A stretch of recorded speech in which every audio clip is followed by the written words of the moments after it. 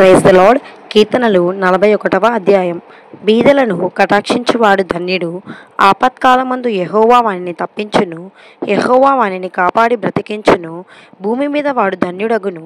వాని శత్రువుల ఇచ్చకు నీవు వానిని అప్పగింపవు. రోగశయ్య మీద యెహోవా వానిని ఆదరించును.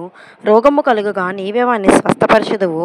యెహోవా నీ దృష్టి ఎదుట నేను పాపము చేసి ఉన్నాను, నన్ను కరుణింపుము, నా ప్రాణమును స్వస్థపరచుము అని మనవి చేసి ఉన్నాను. అయితే నా శత్రువులు నా విషయమై చెడ్డ మాటలాడుచున్నారు. వాడు ఎప్పుడు చచ్చును, వాని పేరు ఎప్పుడు మాసిపోవును అని చెప్పుకొనుచున్నారు. ఒకడు నన్ను చూడవచ్చిన ఎడల వాడు అబద్ధమాడును.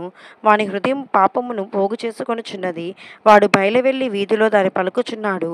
నన్ను ద్వేషించు వారందరూ కూడి నా మీద గుసగుసలాడుచున్నారు. నశింపజేయవలనని వారు నాకు కీడు చేయని ఆలోచించుచున్నారు. కుదురని రోగము వానికి సంభవించి ఉన్నది.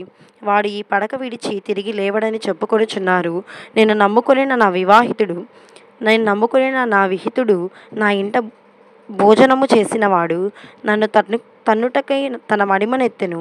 యెహోవా నన్ను కరుణించి లేవనెత్తును. అప్పుడు నేను వారికి ప్రతీకారము చేసేదను. నా శత్రువు నా మీద ఉల్లసింపక యుండుట చూడగా నేను నీకు ఇష్టడనని తెలియనాయను. నా యథార్థతను బట్టి నీవు నన్ను ఉద్ధరించుచున్నావు. నీ సన్నిధి నిత్యము నన్ను నిలబెట్టుదువు. ఇశ్రాయేలు దేవుడైన యెహోవా శాశ్వత కాలము నుండి శాశ్వత కాలము వరకు స్తుతింపబడునుగాక. Amen, amen, amen.